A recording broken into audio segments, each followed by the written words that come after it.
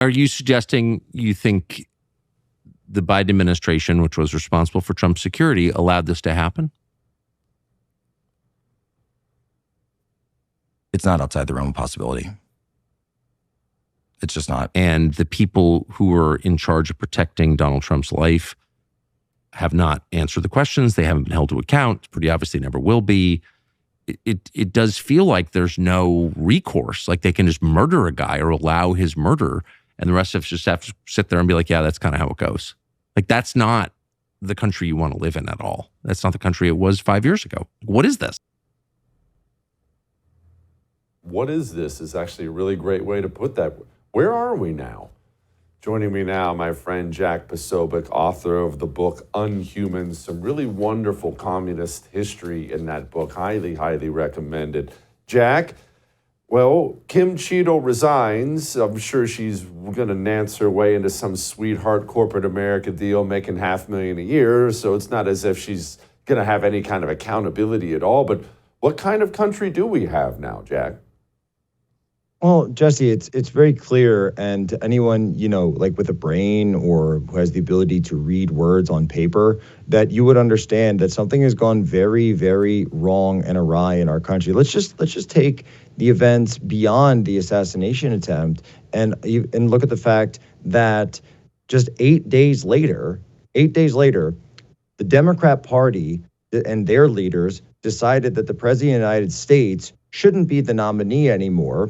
So rather than going and asking him or going to their voters and asking them who they thought should be the new nominee, they just decided to take all of his delegates away and assign them to someone else and take all of the money away that had been given to one candidate and hand it to another one. And meanwhile, all the prosecutors and investigators who had a really big problem with Donald Trump going through his lawyer to sign a legal settlement with Stormy Daniels, and that became a massive felony, they don't seem at all interested in this massive hundreds of millions of dollars of fraud that's being perpetuated before our very eyes. We're witnessing a palace coup. This is what they did to Khrushchev. No, we're living under a new type of system, and you might as well call it an irregular communist revolution, a revolutionary regime that's taken over our government, and it's done so slowly by drips and drabs. You could say it started in the 40s. You could say it started in the 50s. People have different and debatable opinions on when exactly it started, but it's here.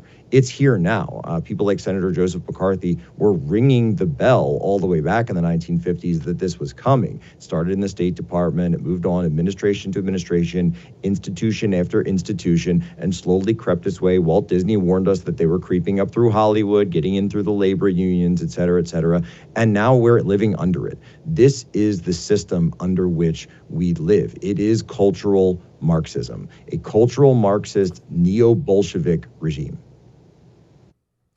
Which brings me to, you mentioned the assassination attempt, Jack. We're sitting around waiting for the report on what happened. Was it a lone gunman or whatever else they're going to tell us? But the report, Jack, is going to come from the FBI, the same organization that attacked and spied on Donald Trump in his first campaign, did everything they could do to destroy his presidency from within, arrested pro-lifers, school board moms, January 6ers who were peaceful. This is the organization we're going to rely on to tell us the real skinny, the real truth on what happened in the assassination attempt. Do I have that right?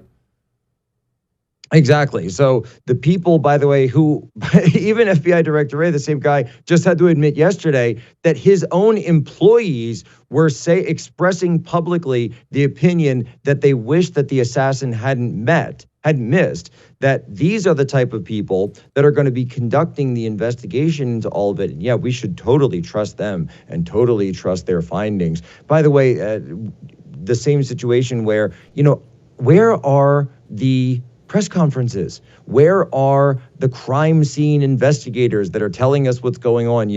I'm from the Philadelphia area. Whenever we have one of our mass shootings, you get an update. You get an update pretty regularly. You get more updates from like local fires than we have on this thing. You have the FBI guys there. He's telling you what happened. The sheriff, the local police are there. No, we're not getting any of those. We're getting conflicting stories, conflicting information. When you ask basic questions, hey, was this iron sights? Was there an EOTech? Was there a scope? And the FBI director says, we don't. What do you mean you you don't know? The gun's right there. These are basic questions of ballistics.